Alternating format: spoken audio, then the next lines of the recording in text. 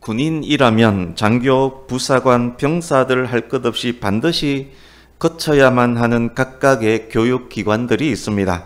군사학교나 훈련소에서 야외에서 행하는 첫 훈련, 입소하고 첫 군사훈련이 제식훈련입니다. 제식이 뭐냐? 차렷, 열중시어, 경례, 앞으로 가, 좌양 앞으로 가, 오하열 맞춰 등등이 제식입니다. 명령에 대한 복종과 군인의 자세를 가르치는 모든 훈련의 근간이 되는 훈련입니다. 국어사전에서 제식을 정해진 양식, 대열을 짓는 훈련을 할 때 쓰도록 규정된 격식과 방식이라고 정의했었습니다.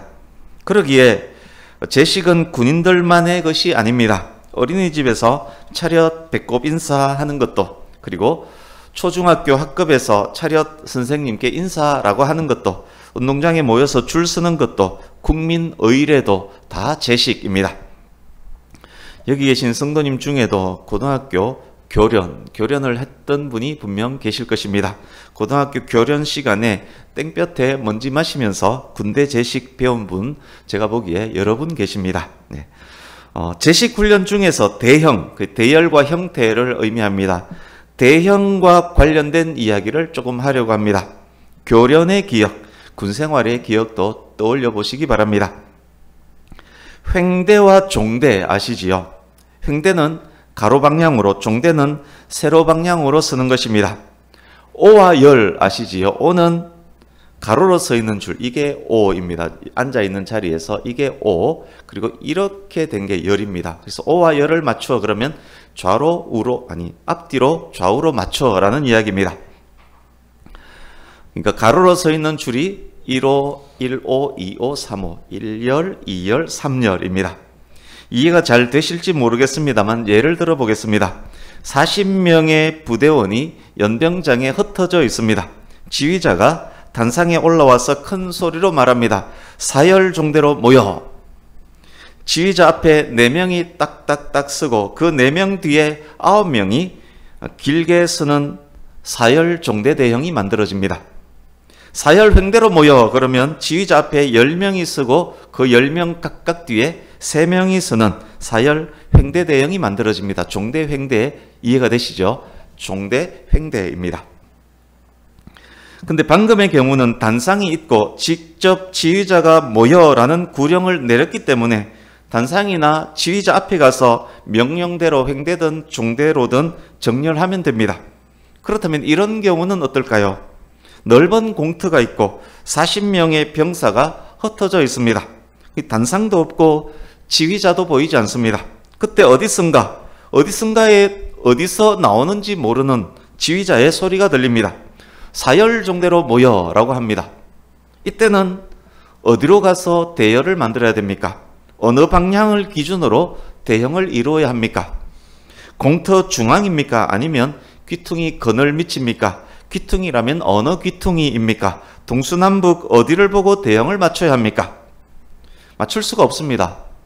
그래서 대형을 갖출 때 기준이 필요합니다. 단상은 없지만 지휘자도 보이지 않지만 이런 소리가 들렸다라고 가정하겠습니다. 누구누구 훈련병 북쪽 바라보고 일어서서 기준. 그러면 그 훈련병이 일어서서 북쪽을 향해 서서 손을 번쩍 들면서 기준이라고 소리칩니다. 다시 명령이 떨어집니다. 사열종대로 헤쳐 모여. 그 넓은 공터에서 지휘자도 강단도 없지만 그 기준을 중심으로 사열종대 그러면 기준을 잡고 하나 둘 셋 넷 번호 끝 합니다. 그 4명 앞에 딱 서고 지휘자가 의도하던 대형이 그 4명 뒤로 9명이 주르르 서면서 지휘자가 의도하는 사열종대 대형이 순식간에 만들어집니다. 그렇지만 그것도 전부가 아닙니다. 넓은 공터의 인원이 400명, 4000명이라고 생각을 해보십시오. 기준을 잡더라도 그 기준을 중심으로 우측으로 써야 하는지 좌측으로 써야 하는지 좌우측으로 써야 하는지 분간이 되지 않습니다. 지휘자가 400명이라고 생각해 보겠습니다. 지휘자가 400명에 흩어져 있는 그 인원을 딱 보고 이 연병장 어느 부분에 어느 쪽으로 치우친 어떤 형태의 대형을 만들어야 되겠다라는 구상이 있었습니다. 그리고는 어떤 병사를 지칭하면서 기준이라고 합니다. 그 병사가 손을 들며 큰 소리로 기준이라고 외칩니다. 그때 지휘자가 심렬종대 우로 헤쳐 모여, 혹은 심렬종대 좌로 헤쳐 모여, 혹은 15열종대 좌로 헤쳐 모여, 혹은 10열횡대 우로 헤쳐 모여, 7열횡대 좌로 헤쳐 모여, 혹은 좌우로 헤쳐 모여, 그렇게 딱 명령을 하면 기준을 잡고 그 기준에 의해서 지휘자가 원하는 모양의 대형이 순식간에 만들어집니다. 400명이 아니라 4,000명, 4만 명일지라도 충분한 넓이의 틈만 있으면 지휘자의 몇 마디 명령만으로 기준을 중심으로 지휘자가 원하는 어떤 모양의 대형일지라도 순식간에 만들 수 있습니다. 혹시 이해가 잘 안 되시면 제가 제시훈련 시켜드릴 수 있습니다. 10분 내로 완벽하게 이해를 시켜드릴 수 있습니다. 원하시면 말씀하시면 예배 끝나고 밖에 모여 계시면 제가 가르쳐드리겠습니다. 어쨌든 가장 중심이 되고 중요한 것은 기준이 되는 병사입니다. 기준을 어느 위치에 배치하느냐에 따라서 대형이 달라집니다. 그렇지만 기준만 중요한 것도 아닙니다. 한 명 한 명 병사 모두가 중요합니다. 만약 개념 이해가 안 된 병사가 있거나 지휘자의 말을 알아듣지 못한 병사가 있으면 대형을 만드는 데 시간이 더 오래 걸리고 뛰다가 넘어지고 다치고 하는 경우가 일어날 수 있습니다. 지휘자가 지정한 사람이 아닌 다른 사람이 기준이 되겠다라고 나서도 안 됩니다. 한 개의 대형을 만들려고 하는데, 그래서 한 개의 기준을 정해줬고 이미 지정된 병사가 기준을 잡았는데, 특이한 어떤 병사가, 어떤 고문관 병사가 자신도 기준이 되겠다고 다른 곳에 서서 손을 들며 기준이라고 외쳤다라고 생각해 보십시오. 한눈 팔던 병사들은 개념 없이 지휘자가 지정하지 않았던 그 기준을 중심으로 대형을 만들 것입니다. 딴짓 펴고 있다가 저기서 엉뚱한 기준이 손을 번쩍 들면 그쪽으로 우르르 몰려가서 몇 명은 대형을 만들 것입니다. 그것은 지휘자의 의도가 전혀 아닙니다. 그런 기준, 잘못된 기준들이 여러 개 생겼다면 여러 개의 잘못된 대형이 만들어질 수 있습니다. 한 개 대형의 기준은 한 명입니다. 명령에 복종하지 않고 자기 멋대로 기준이 되려 했던 그 병사는 아마 심한 얼차려를 받게 될 것입니다. 본문으로 전하는 세 번째 시간입니다. 지난 2시간의 내용을 요약하면 이렇습니다. 에베소에 있는 이방인 그리스도인들에게 사도 바울이 말합니다. 저와 여러분에게도 하는 말입니다. 그때는 너희가 소외되었으나, 첫 시간에 전했던 말씀입니다. 그때는 너희가 소외되었으나 지금은 화목되었다. 화목되었으면 지난 시간에 말씀드렸습니다. 그때는 분열과 적대가 있었지만 첫 시간, 지금은 연합과 화평을 이루었다. 두 번째 시간에 드렸던 말씀입니다. 그리스도인은 새로이 창조된 새 인류이다. 새 인류는 이방인, 유대인 간 장벽이 없다라는 내용, 2시간의 말씀이었습니다. 오늘 나눌 말씀은 19절에서 22절입니다. 요약하면 이런 내용입니다. 그리스도께서 새 인류인 우리를 아버지 계신 집 안으로 이끌어 주셨다. 이 집은 하나님께서 다스리시고 하나님께서 사랑하시는 집이다. 우리는 그 안에서 함께 사회를 이루고 살아간다라는 내용이 오늘 본문의 내용입니다. 이제 본문 안으로 들어가 보겠습니다. 19절. 그러므로 바울이 지난 2주간의 말씀을 요약하기 시작합니다. 그러므로 그 결과가 무엇입니까? 평안의 복음을 받아들인 결과, 새 인류로 창조함을 받은 결과가 무엇입니까? 이제부터 너희는 외인도 아니요 나그네도 아니요. 그때는 소외되었었지만, 그때는 법적 권리도 없는 방문객 나그네였지만, 새 인류로 창조함 받은 지금은 더 이상 소외되지 않습니다. 외인도 나그네도 아닙니다. 그때는 난민과 같았지만 이제는 소속이 생겼습니다. 새로이 소속된 신인류 공동체는 인종, 남녀노소, 빈부, 귀천으로 인한 장벽이 없습니다. 그때 이방인이었던 너희가, 그때 외인이었던 우리가, 그러므로 이제 이후로 누리게 될 특권은 풍성하고 풍성합니다. 사도가 특권의 풍성함을 이야기하기 위해서 세 가지 모델을 보여줍니다. 그 첫 번째 모델이 성도들과 동일한 시민입니다. 성도로 번역된 원어는 거룩한 이란 의미입니다. 전체 문맥으로 봤을 때 여기에 성도는 하나님의 선민, 거룩한 나라, 유대 민족과 관련이 있습니다.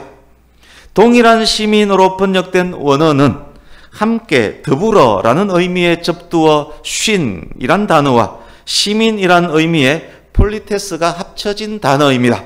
그러니까 동일한 시민은 같은 나라에 소속된 동료 시민이란 의미입니다. 유대인, 이방인 구별 없이 동료가 되어서 같은 시민권을 갖고 있는 이 공동체는 무엇일까요? 이들이 시민으로 소속된 이 나라는 무슨 나라일까요? 이들이 가진 시민권은 하나님께서 다스리시는 새로운 국제적 공동체, 하늘나라 천국 시민권입니다. 본문 현재 세계의 패권은 로마에게 있습니다. 로마가 망할 것이라고는 생각도 하지 못할 때, 로마가 왕성할 때가 본문의 때입니다. 이런 때 바울 사도가 새로운 나라를 언급합니다. 어떤 지상 제국보다 아름답고 영속적인 나라, 천국 백성이 공동체를 이루는 나라입니다. 어떤 나라의 주민등록증보다, 어떤 나라의 여권보다 더 좋은 신분증을 발급하는 나라. 로마마저도 무너질 것이지만 무너지지 않고 늘 왕성하며 사랑과 평화가 넘치는 나라, 새로운 인류가 소속된 공동체. 이 나라는 구체적으로 무엇을 말함일까요? 고린도전서 10장 31절을 제가 읽어드리겠습니다. 유대인에게나 헬라인에게나 하나님의 교회에나 그치는 자가 되지 말고, 고린도 교회에 교훈을 하면서 유대인에게나 헬라인에게나 하나님의 교회에나 그치는 자가 되지 말고, 인류의 두 공동체는 유대인 공동체, 헬라인 즉 이방인 공동체 둘이 있었습니다. 그런데 여기에서 유대인 공동체도 이방인 공동체도 아닌 제3의 공동체가 등장했습니다. 유대인에게나 헬라인에게나 그리고 하나님의 교회에나. 본문에서 말씀하는 신인류 공동체는 유대인, 헬라인의 장벽이 제거된 교회 공동체입니다. 그가 누구든 간에 교회 공동체에 소속이 되어 있다면 그는 외인도 나그네도 아닌 하나님 나라의 거룩한 동료 시민인 것입니다. 그가 국적이 무엇이든 간에 그는 다른 나라, 하나님의 나라에 소속된 신인류 공동체가 되는 것입니다. 신인류가 누리는 특권의 풍성함 첫 번째, 하나님 나라의 시민이 되었다는 것입니다. 하나님 나라 시민됨의 구체적 표현인 교회 공동체의 구성원이 되었다는 것입니다. 지구 어느 곳, 어느 민족, 교회에 소속이 되면 천국 동료 시민이 됩니다. 교회에 소속된 저와 여러분 모두는 그래서 천국 동료 시민입니다. 우리는 이미 그 시민권을 갖고 있습니다.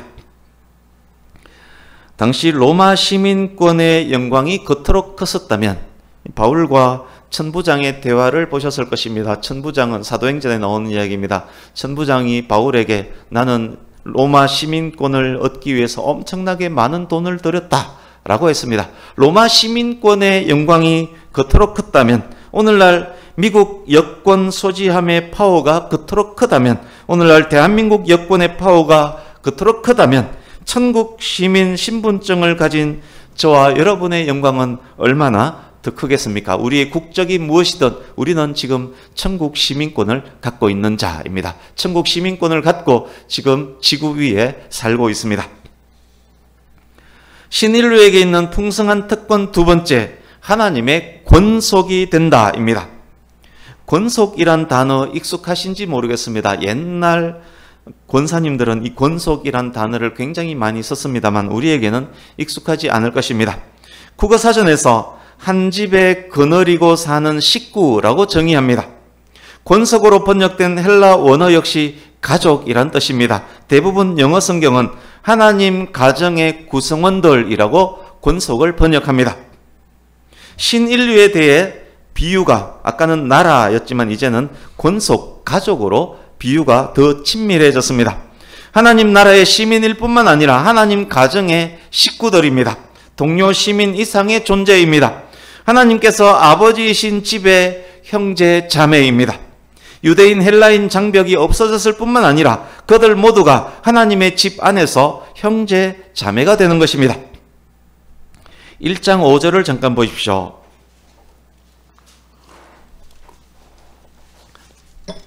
교회 공동체에 소속된 성도들, 신인류는 예수 그리스도로 말미암아 하나님의 아들, 딸, 가족이 된 존재임을 이미 1장에서 말씀했습니다.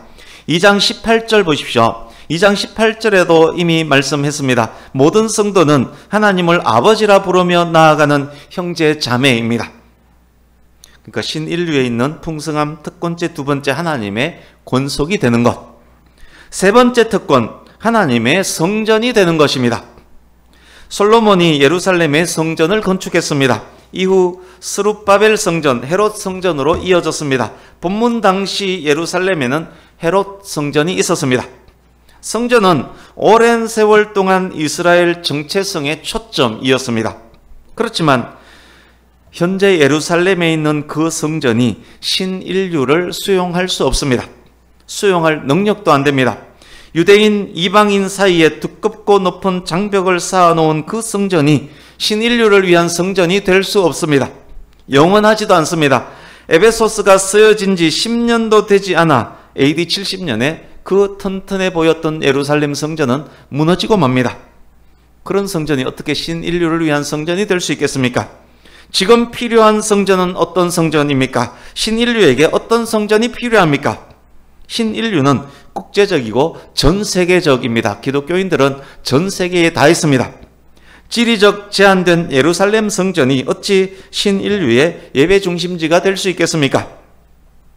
연합의 초점, 신인류 정체성의 초점이 될 성전이 어떤 성전인지를 20절에서 22절에서 말씀해 주고 있습니다. 이 성전은 또한 교회와 성도에 대한 비유이기도 합니다. 첫째, 어떤 성전입니까? 첫째, 터 위에 세워집니다. 터로 번역된 원어는 기초를 의미합니다. 예수님께서 지혜로운 자는 반석을 기초로 집을 짓는다라고 말씀하셨습니다. 여기에 터는 집을 지을 기초가 되는 반석 위를 의미합니다. 성전을 세울 반석 위 기초는 무엇이어야 합니까? 사도들과 선지자들, 즉 사도들과 선지자들의 가르침과 교훈, 그것이 교회의 기초 반석입니다. 사도들을 신약 성경으로, 선지자들을 구약 성경으로 이해할 수 있습니다만 100% 바른 이해는 아닙니다. 만약 그렇다면 순서를 선지자들과 사도들로 했을 것이기 때문입니다. 사도들은 12사도를 비롯한 바울, 야고보, 바나바 등등의 가르침을 의미합니다. 선지자들은 사도들의 가르침을 받고 성령을 받고 선지자적 사명으로 복음을 전한 사람들을 일컫습니다.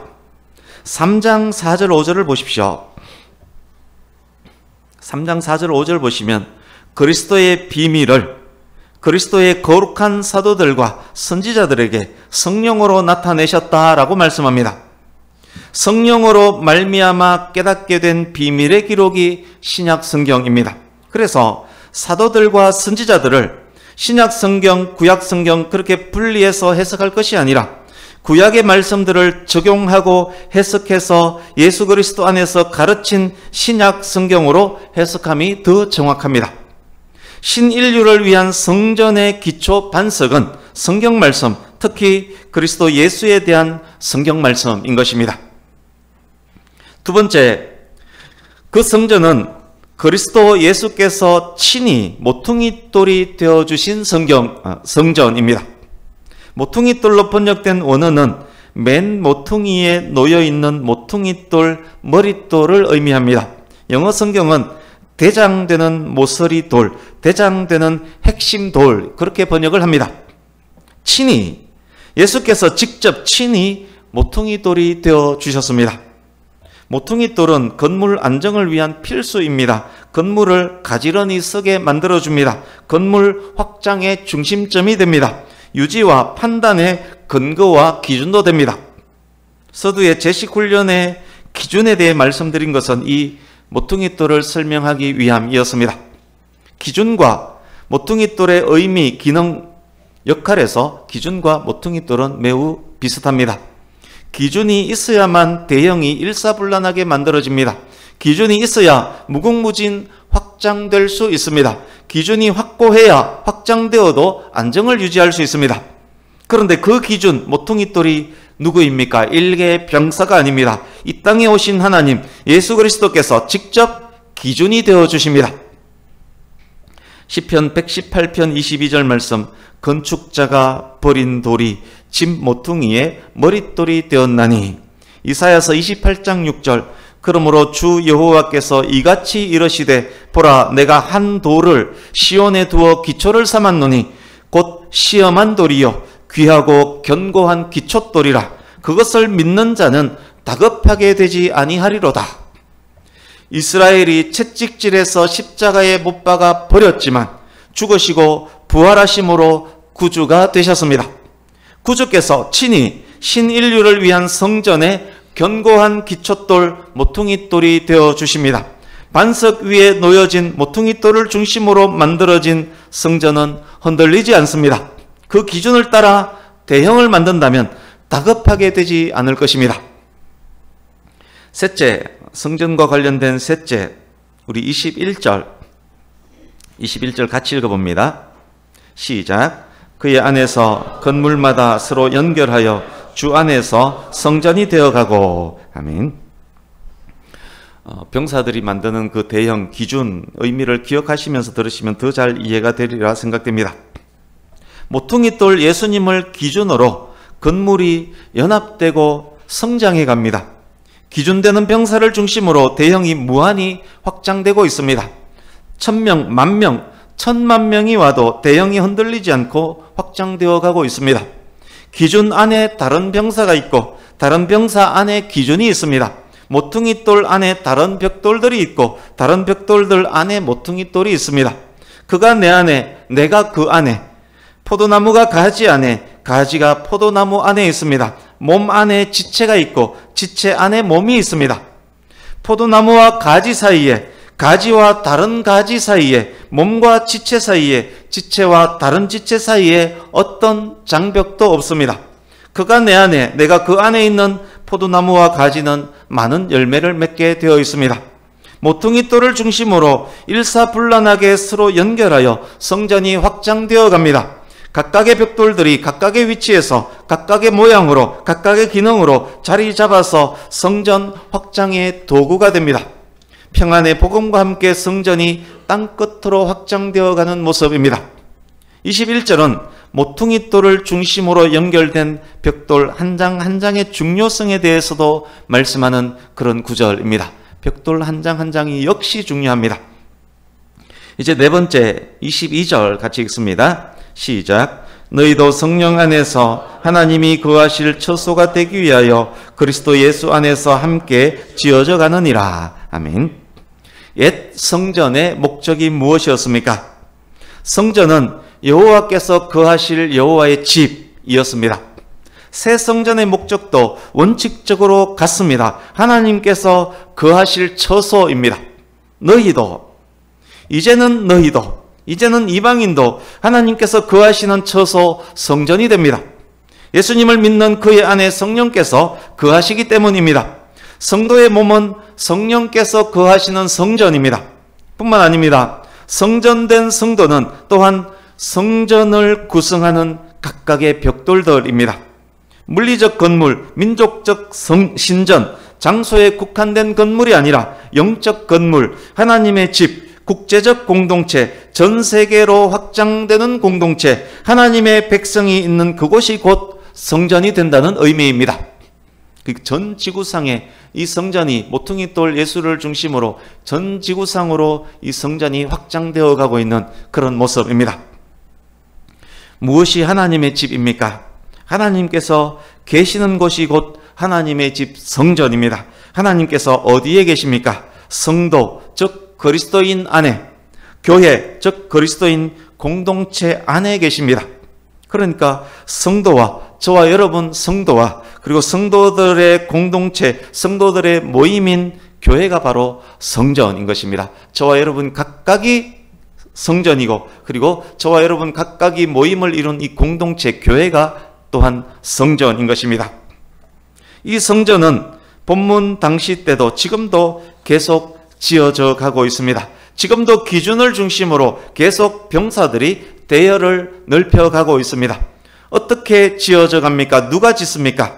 그리스도 예수 안에서 함께 지어져 갑니다. 전 세계 구석구석 남녀노소 빈부귀천 인종 민족 상관없이 그리스도와 연합한 성도들을 통해서 평안의 복음으로 계속 확장해가는 성전입니다. 그렇다면 이 성전의 완결은 무엇, 어디일까요? 최종 완성된 성전, 온전하고 완전한 성전은 무엇일까요? 우리 요한계시록 21장으로 가보겠습니다. 성경 거의 맨 마지막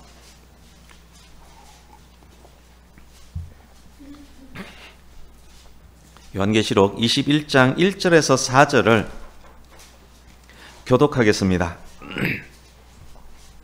지금까지 나눈 모든 내용들을 잘 기억하시면서 21장 1절에서 4절, 1절 제가 읽습니다.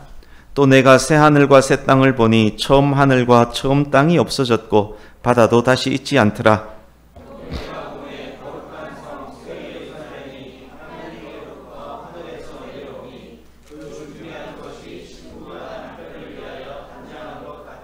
내가 들으니 보좌에서 큰 음성이 나서 이르되 보라 하나님의 장막이 사람들과 함께 있음에 하나님이 그들과 함께 계시리니 그들은 하나님의 백성이 되고 하나님은 친히 그들과 함께 계셔서 모든 눈물을 그 눈에서 닦아주시니 다시는 사망이 없고 애통하는 것이나 곡하는 것이나 아픈 것이 다시 있지 아니하리니 처음 것들이 다 지나갔음이르라. 아멘. 이제 22절도 같이 읽습니다. 22절 계시록 21장 22절 시작. 성 안에서 내가 성전을 보지 못하였으니 이는 주 하나님 곧 전능하신 이와 및 어린 양이 그 성전이심이라. 아멘. 천국이 성전의 완결, 성전 그 자체입니다. 하나님의 집 성전은 천국 성전에 이르기까지 계속 이 땅에서 확장되어 갑니다. 부활성천하신 예수님께서 성도와 교회를 위한 거처, 천국을 지금도 예비하고 계십니다. 그 소 준비를 마치신 예수께서 땅끝까지 복음이 전해지는 그때에 성도와 교회를 온전한 천국, 하나님의 집으로 인도하실 것입니다. 성도와 교회는 거룩한 성, 새 예루살렘, 천국, 하나님의 집의 구성원이 되어서 사망, 눈물, 아픔 없는 그곳에서 영원히 예배하며 찬양하며 하나님 안에서 하나님과 함께 거하게 될 것입니다. 하나님의 나라, 하나님의 권속, 하나님의 성전이 된 저와 여러분의 궁극적 종착지입니다. 할렐루야 아닙니까? 이제 몇 가지 정리하면서 마무리하겠습니다. 18절을 보십시오.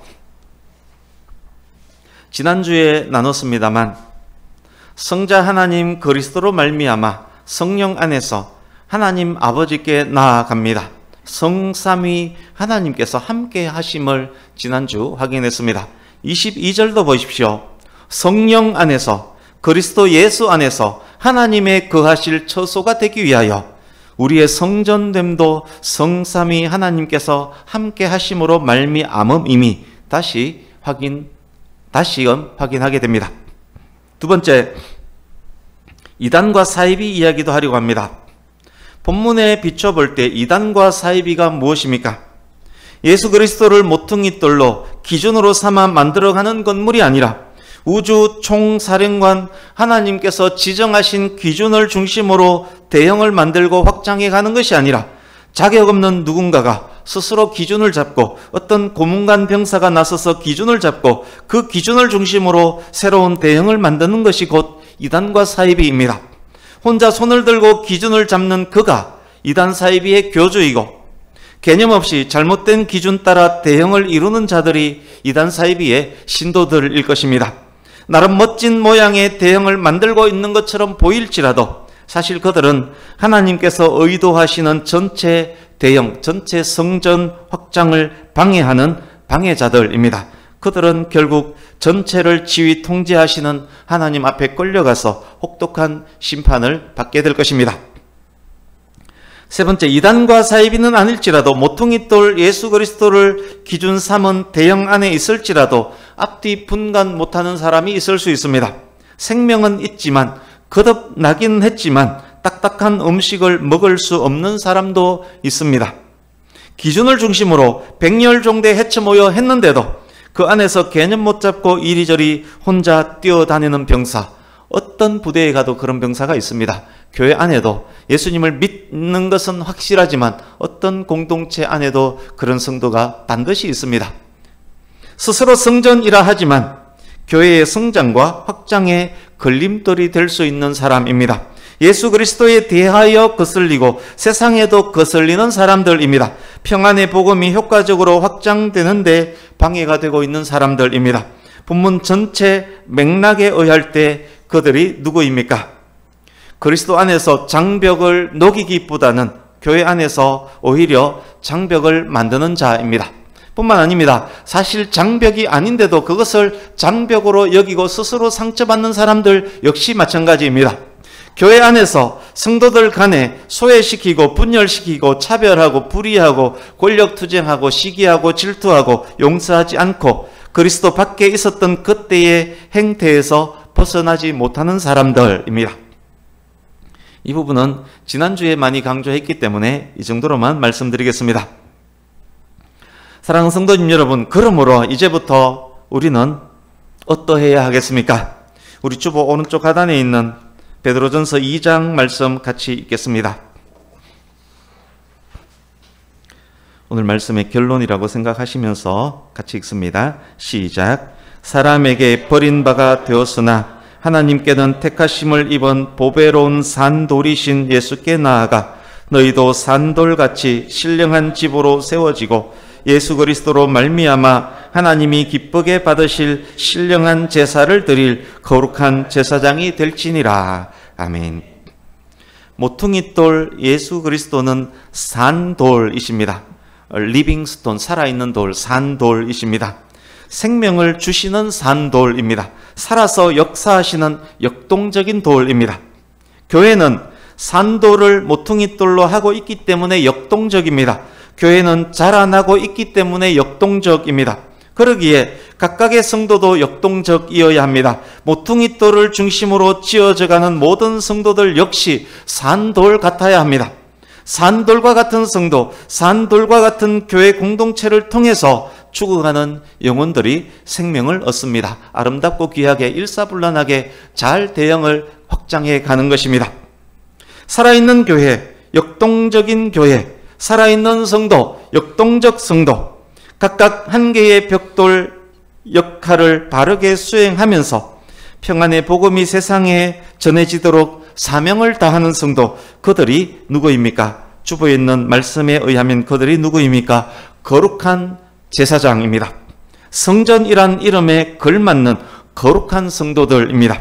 서로 연결되어 확장되며 성장하는 교회 공동체, 하나님께서 기쁘게 받으시는 교회 공동체는 영과 진리의 예배를 드리며 거룩한 삶의 제사를 드리는 거룩한 제사장과 같은 거룩한 성도들을 통해서 이루어집니다. 그래서 성도의 거룩이 중요하고 중요한 것입니다. 거룩한 성도를 통해서 복음이 제대로 효과적으로 전해지는 것입니다. 아무리 열심을 낼지라도 세상 속에서 세상 사람들 보기에 전혀 거룩하지 않는, 막말로 개차반처럼 그렇게 살아가고 있다면 아무리 그가 성도일지라도 그를 통해서 대형은 제대로 확장될 수 없는 것입니다.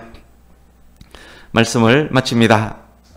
모퉁이돌 예수 그리스도, 생명을 주시는 산돌이신 예수 그리스도, 예수님 안에서 산돌이 되어서 거룩한 제사장, 거룩한 성도가 더욱 되어서 천국에 이르는 그날까지 그리스도의 몸된 교회를 더욱 확장해가는, 성령 안에서 하나님께서 거하실 처소가 되기 위하여 그리스도 예수 안에서 함께 지어져가는, 주 안에서 한 형제 자매로 서로 아끼며 사랑하며 함께 지어져가는 각각의 거룩한 성전들 될 수 있기를 저와 여러분이 그런 성도들 될 수 있기를 예수님 이름으로 축복합니다. 아멘. 기도하겠습니다.